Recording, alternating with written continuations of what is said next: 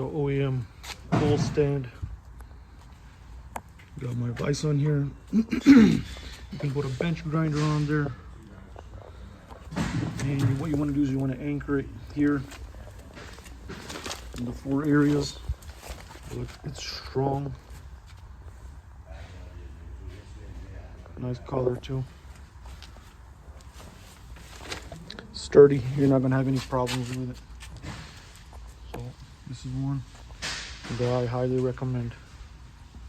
Just want to show you all the parts of it.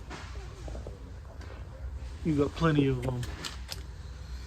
space here for different sizes, vise, different bolt patterns.